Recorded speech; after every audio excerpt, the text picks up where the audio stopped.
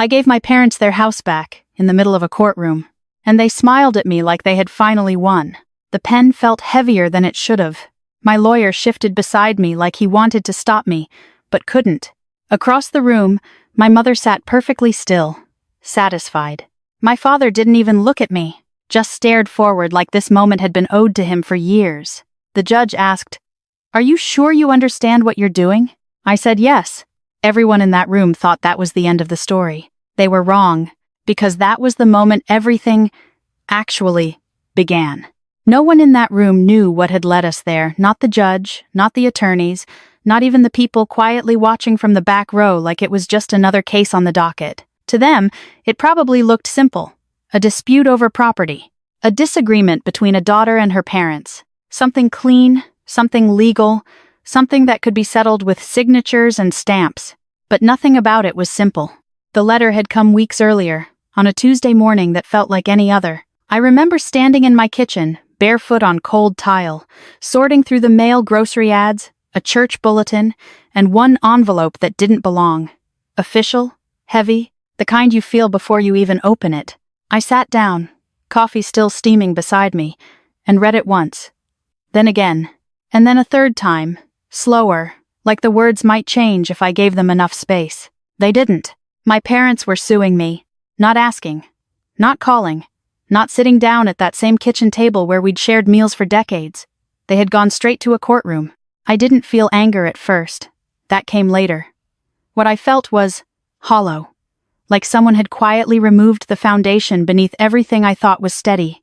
That house wasn't just a piece of land with a deed attached to it. It was where I learned to ride a bike, where my mother taught me how to bake bread from scratch, where my father built a porch swing with his own hands one summer and refused to admit it took him 3 tries to get it level. Years later, when things started to slip for them, I came back.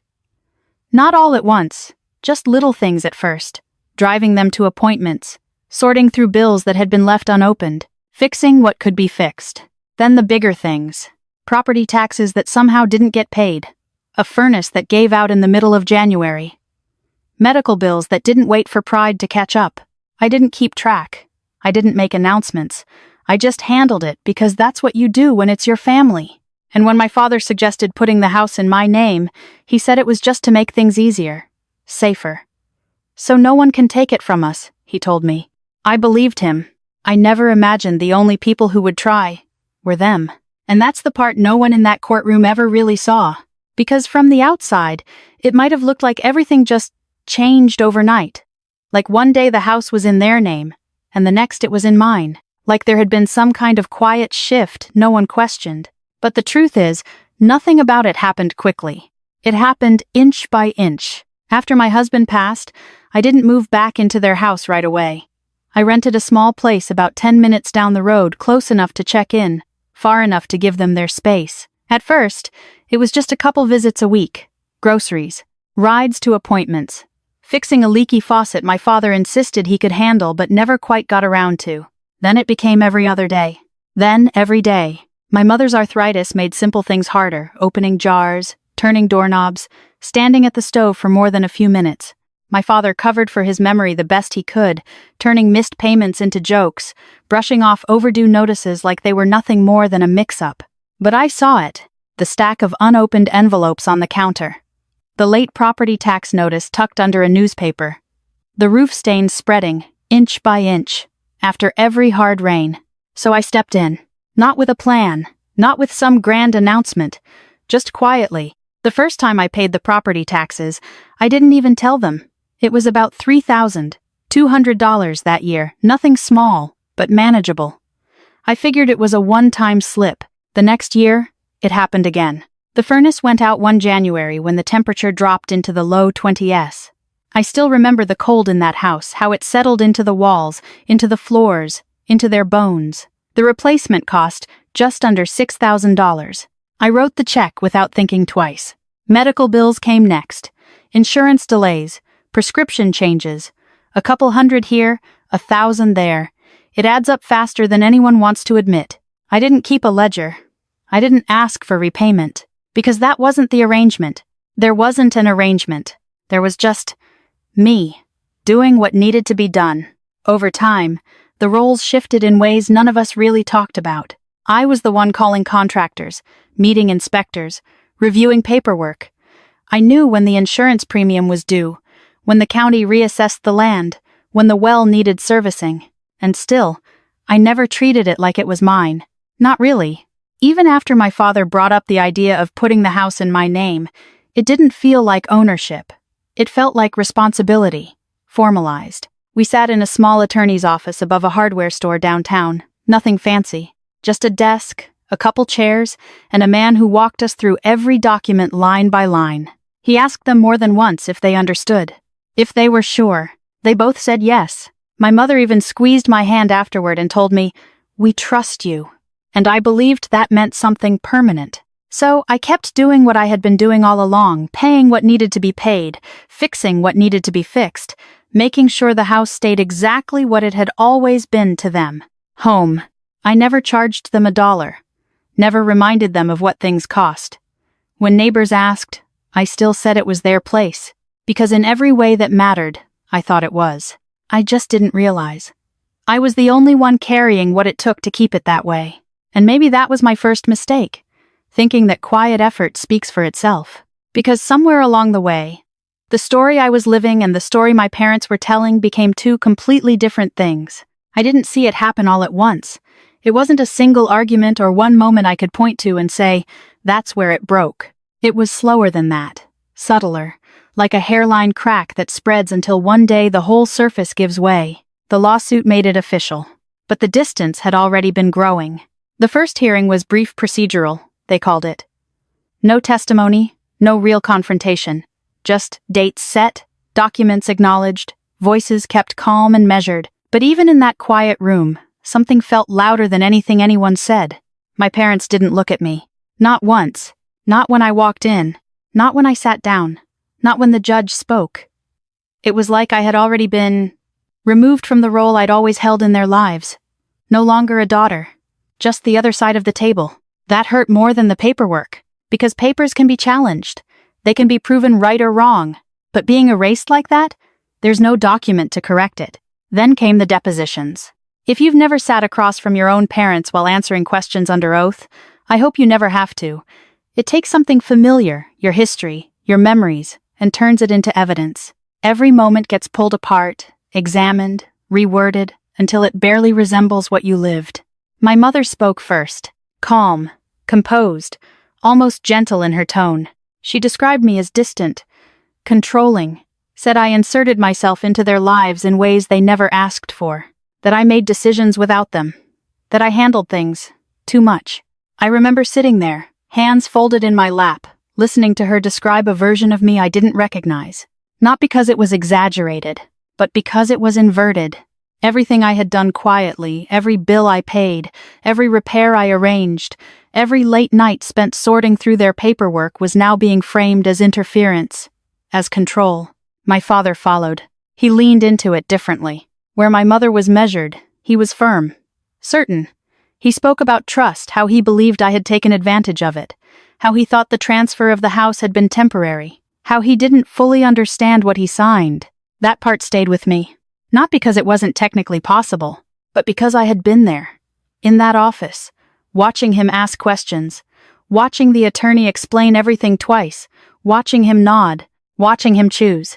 And now, listening to him, it was like that moment had been rewritten into something else entirely. At one point, my lawyer paused the session.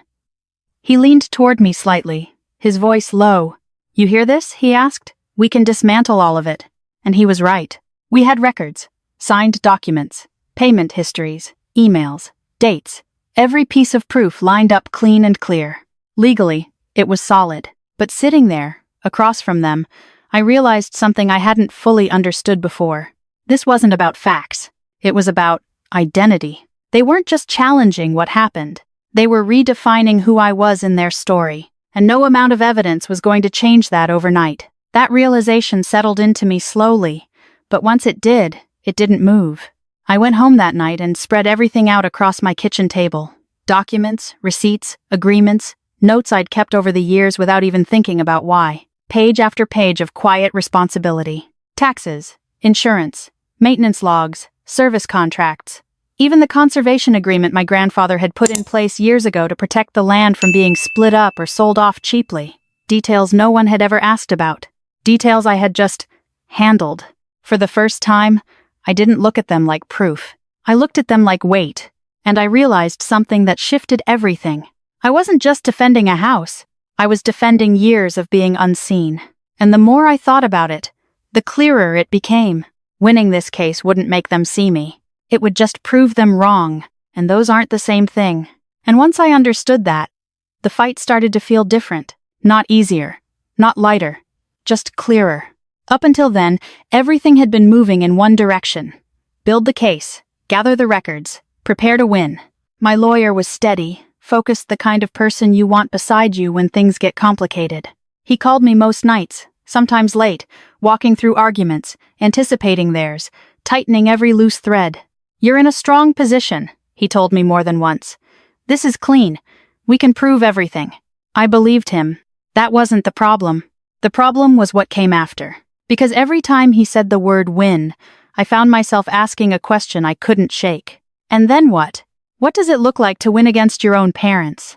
Does the judge rule in my favor? And suddenly everything goes back to the way it was? Do we sit around that same kitchen table again like nothing happened? Do we pretend those depositions never existed? Those words? That version of me they were willing to put on record? I tried to picture it. I couldn't. Winning would mean the house stayed in my name. The documents would stand. The truth, at least the legal version of it, would be confirmed. But my parents? They would walk away believing they'd been wronged, that I had taken something from them and then used the system to keep it. And I would spend the rest of my life explaining what I paid, what I fixed, what I carried, explaining myself to people who had already decided who I was. That kind of victory didn't feel like peace. It felt like a longer argument, one that never really ends. My lawyer didn't see it that way, and I don't blame him. He sat across from me one evening, files spread out, his voice more urgent than I'd heard it before.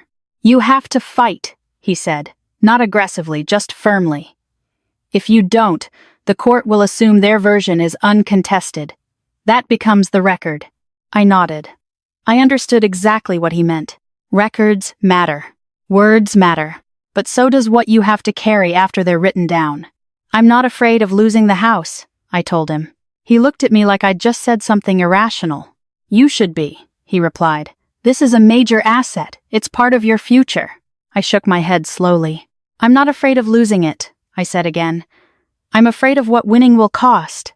That was the first time I said it out loud.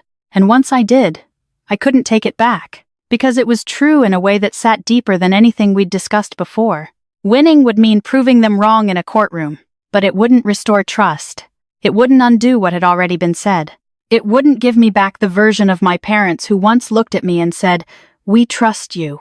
If anything, it would harden everything, turn something already broken into something permanent. That night, I went home and sat in the quiet for a long time. No documents, no notes, no strategy, just the weight of the choice in front of me. Fight and be right, or step back and be free of it. Neither option felt good, but only one of them felt like it might let me recognize myself when it was over. And somewhere in that silence, I made my decision. And once that decision settled in, everything else became surprisingly simple. Not easy, but simple. I stopped looking at the case like something I had to win. I started looking at it like something I had to walk through without losing myself on the other side. The next time I met with my lawyer, he could tell something had shifted before I even said a word. He sat down, opened the file, and started outlining our next steps, motions, timelines, how we'd present the financial records. I let him finish. Then I said it. "I'm not going to fight them the way you want me to." He didn't respond right away, just leaned back slightly, studying my face like he was trying to decide if I meant it. "What does that mean?" he asked. "It means," I paused, choosing the words carefully. "I'm not going to tear them apart to prove I'm right." His jaw tightened, not angry, concerned. "That's not what this is," he said. "This is about protecting you." "I know," I answered. "And you've done that. But I have to live with what comes after this." We went back and forth for a while. He laid out every risk, financial, legal, reputational. He wasn't wrong about any of it. "If you step back now," he said, "you could lose everything tied to that property. Equity, long-term value, All of it. I nodded. I understand. And I did. That house wasn't just memories. It was land, value, security, the kind of asset people spend decades trying to build. But I also understood something else. Holding on to it, at the cost of everything else, wasn't security. It was a different kind of burden. The night before the final hearing, he called me one last time. "This is your last chance to change course," he said. "Once those papers are signed, there's no undoing it." I thanked him for everything. For every late call, every detail he protected, every argument he sharpened on my behalf. Then I told him I'd see him in court. That night, for the first time in months, I slept. Not perfectly, not peacefully, but without that constant pressure in my chest that had been there since the letter arrived. By morning, I wasn't questioning the decision anymore. I was ready to follow through with it. The courtroom felt smaller than I remembered. Or maybe I just saw it more clearly now. The same worn wooden benches, the same quiet shuffle of papers, people speaking in low voices like they were careful not to disturb something fragile in the air. My parents were already there. They looked confident, not aggressive, not emotional, just certain, like this was finally going to resolve in their favor. We took our places. My lawyer beside me, still carrying that quiet tension, their attorney across the aisle, composed, prepared. The judge reviewed the documents, asked a few standard questions, confirmed understanding. Then the papers were placed in front of me. For a moment, everything slowed. I could feel the pen in my hand, the weight of it, the finality of what it represented. I thought about the years behind me, the winters, the repairs, the quiet decisions no one saw. I thought about the version of this story that had been told without me. And then I stopped thinking, because this wasn't about proving anything anymore. It was about choosing how it ended. I signed. One page, then the next. Across the room, I saw it happen almost immediately. My mother's shoulders eased, her expression softening into something close to relief. My father's posture shifted, just slightly, like a tension he'd been holding finally let go. They smiled. Not broadly, not cruelly, just satisfied, like something had been returned to its rightful place. Around us, nothing dramatic happened. No raised voices, no sudden reactions. Just the quiet sound of papers being gathered, a gavel coming down, a case closing like so many others before it. To anyone watching, it probably looked like I had just given up, like I had lost. But sitting there, hands resting calmly in my lap, I knew something they didn't. I hadn't given anything away. I had just stopped carrying it for them. And for a moment, it looked like they were right. We stood, gathered our things, and walked out of that courtroom like it was over. Just another case closed, another dispute settled. My parents stayed behind for a few seconds, speaking with their attorney, still carrying that quiet sense of victory. But I saw it. Not in them. In him. Their lawyer had been confident all morning, steady voice, relaxed posture, the kind of presence that comes from thinking you already understand the outcome. But as he flipped back through the documents one last time, something changed. It was small. A pause. Then another. His eyes moved slower across the page, like he wasn't just reviewing anymore, he was reading. Really reading. The color drained from his face just enough that you'd miss it if you weren't paying attention. But I was. Because I knew exactly what he was seeing. The attachments. The clauses. The parts no one had asked about during the arguments. Not because they were hidden, but because they weren't convenient. Ownership wasn't just a name on a deed. It never had been. By the time we stepped into the hallway, I could hear his voice behind me lower now, tighter, explaining something in a tone that didn't match the confidence he'd carried in with him. I didn't turn around. I didn't need to. The first call came that evening. My father. "We need to talk," he said. His voice was different. Not angry. Not certain. Strained. "About what?" I asked, though I already knew. There was a pause. "About the house." I leaned back in my chair, looking out the window as the light faded. "I thought that was settled," I said. "So did I," he replied, then quieter. "Our lawyer says, there are conditions." Conditions. That's what he called them. Obligations, he corrected a moment later, like the word had finally landed. I closed my eyes for a second. "You were told," I said calmly. "They were in the documents. The same ones you signed." "That was different," he snapped, then stopped himself. We didn't think it was all of this. I let the silence sit between us. Because this wasn't a moment that needed to be rushed. My mother got on the line next. Her voice was softer. Careful. We didn't realize how much you were handling, she said. The taxes, the upkeep, those agreements, I could hear the shift. Not apology. Not yet, but something close to recognition. I never hid any of it, I said. I just didn't make a point of it. That was the truth. I hadn't listed out every payment. I hadn't explained every clause. I had simply carried it year after year because it needed to be carried. Now it was theirs. All of it. The property taxes that came due whether you were ready or not. The insurance premiums that didn't wait for pride to catch up. The maintenance that didn't announce itself until something broke at the worst possible time. And the agreements, those quiet, binding commitments my grandfather had put in place decades ago to protect that land. Conservation restrictions, compliance requirements, long-term responsibilities that didn't disappear just because ownership changed hands. They followed the property. They always had. Over the next few days, the calls kept coming. Questions. Mostly. How often are the taxes reassessed? Who handles the inspections? What happens if something isn't maintained properly? I answered them. Clearly. Honestly. But I didn't step back in. That part mattered. Because for the first time, they weren't asking from a place of assumption. They were asking from a place of weight. And I could hear it. In the pauses. In the way my father's voice lost its edge. In the way my mother stopped filling the silence with certainty. They weren't celebrating anymore. They were learning what ownership actually meant. Not as an idea, but as a responsibility that doesn't go away when things get uncomfortable. And for the first time since all of this began, they were finally seeing what it had cost to carry it. And once they started seeing it, there was no way to unsee it. At first, it showed up in small ways. A missed deadline here, a confused question there. My mother called one morning asking about the property tax bill, why it had gone up nearly $600 from the previous year. I explained the county reassessment, how land values had shifted, how it wasn't unusual. She was quiet for a second longer than usual. I didn't know it changed like that, she said. It always has, I replied gently. Then came the insurance. My father called about that one, his voice tighter than I'd heard it before. The premium had increased, nothing dramatic, but enough to notice. He asked why. I walked him through it. Replacement costs, coverage adjustments, the age of the roof. The roof? He repeated. It's due, I said. It's been due.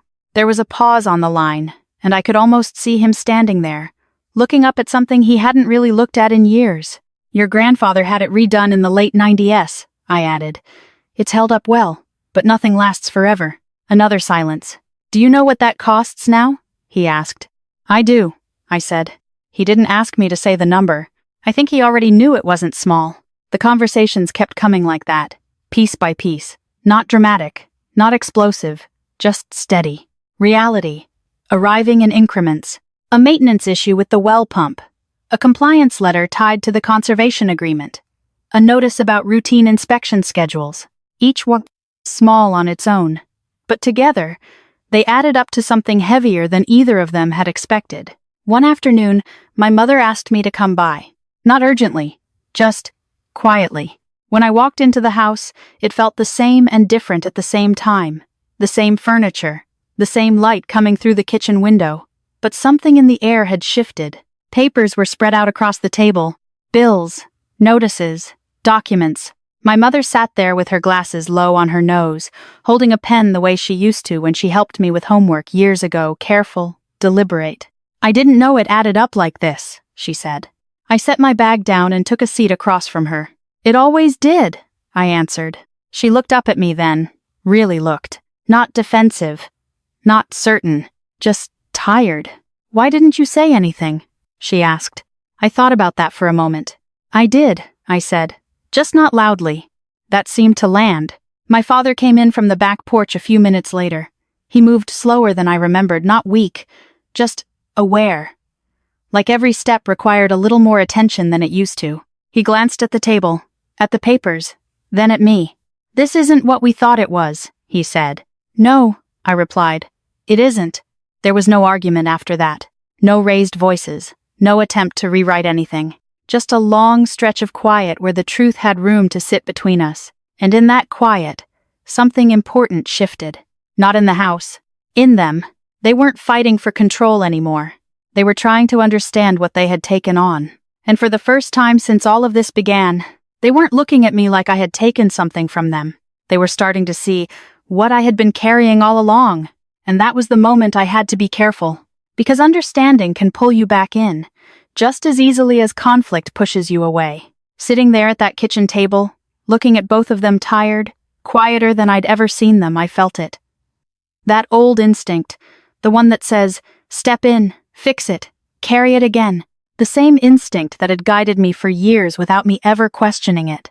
It would have been easy. I knew the system. I knew the deadlines. I knew who to call, what to pay, how to keep everything running without it falling apart. I could have reached across that table, gathered up those papers, and slipped right back into the role I'd held for so long. They wouldn't have stopped me. In fact, part of them probably expected me to. But I didn't. Not because I didn't care. Because I finally understood the difference between helping and taking it back. I'll answer questions, I told them. Anything you need to understand, I'll walk you through it. My mother nodded quickly, almost relieved. And the rest? My father asked. I held his gaze. The rest is yours. It wasn't harsh. It wasn't said with distance or anger. Just clear. For a second, I saw something flicker across his face. Not frustration. Not quite. Recognition. Of where the line was now. We spent the next couple of hours going through things slowly, piece by piece. I explained the property tax schedule, how the county notices worked, what the conservation agreement required each year. I wrote down contact numbers, highlighted dates on a calendar. But I never reached for my wallet, never offered to just take care of it. That part was over, and it had to be. Because if I stepped back in even a little, we'd all slide right back into the same pattern. Me carrying, them assuming, and eventually, all of this happening again. Boundaries don't announce themselves with raised voices. They show up in what you don't do, in the things you let remain where they belong. When I stood up to leave, my father walked me to the porch. He rested his hand against the doorframe the way he always had, like the house itself was something solid he could lean on. You didn't have to do it this way, he said. I nodded. I know. He looked out across the yard for a moment, then back at me. But you chose to. Yes, I said. This time, I didn't explain it. I didn't need to. For the first time in a long while, the line between us was clear. And strangely enough, that clarity felt more like respect than distance. And once that line was clear, something else started to shift. Not all at once. Not in some big, dramatic moment. Just gradually. The calls didn't stop, but they changed. At first, they were still about logistics. Tax dates, inspection schedules, insurance questions. But the tone was different now. Less urgency, less assumption, more consideration. My mother started writing things down. I could hear it in the way she spoke, papers moving, a pen tapping lightly against the table before she asked a question. She wasn't just reacting anymore. She was preparing. I've got the county notice here, she said one afternoon. It says payment is due in 2 installments. Is that right? It is, I told her. She paused, then added, almost quietly, You used to handle this without saying anything. I didn't respond right away. I handled it, I said finally. You just didn't see it. There was no defensiveness on her end. No correction. Just a soft, I see that now. That was new. My father took longer. Change doesn't come easy to someone who's spent a lifetime equating independence with strength. But even with him, there were signs. He started asking questions differently. Not like he was challenging the answer, but like he actually wanted to understand it. One evening, we were sitting out on the porch, the same one he built years ago. The wood still creaked in the same places, still caught the evening light just right. You made this look easy, he said, almost offhand. I let out a small breath. It wasn't easy, I told him. I just didn't complain. He nodded slowly, like that landed somewhere deeper than the words themselves. We didn't talk much after that. We didn't need to. Because for the first time, it wasn't about who was right or who had been wrong. It was about seeing clearly. And little by little, they were starting to see me again. And once they started to see me again, something in me began to let go. Not all at once. Not in a clean, cinematic way where everything suddenly feels resolved. It was quieter than that. Slower. but it was real. We didn't sit down and have one big conversation that fixed everything. There was no moment where apologies were perfectly spoken and everything was tied up neatly. What we had instead was effort. We started meeting for lunch every now and then. Neutral places, at first a small diner about 15 miles between our homes. Nothing special, just coffee, simple meals, and conversations that stayed close to the surface. But even that was different. There was no tension about who owed what, no careful sidestepping around the past. Just space, where we could sit across from each other without feeling like we were on opposite sides of something. Eventually, those meetings moved back to the house. The same kitchen table, the same light coming through the window. Only this time, it felt steadier. One afternoon, my mother slid a folder toward me, neatly organized. Bills, notices, schedules all in order. "I kept everything this time," she said. I looked through it, then back at her. "I can tell," I said. She hesitated for a second, then added, "I didn't know how much work it was." There was something in her voice, not guilt, not quite, but awareness. "I know," I said gently. That was enough. With my father, it came differently. We were sitting out on the porch one evening, the air cooling down as the sun dropped behind the trees. He rested his arms on his knees, looking out over the yard. "Your grandfather would have respected what you did," he said.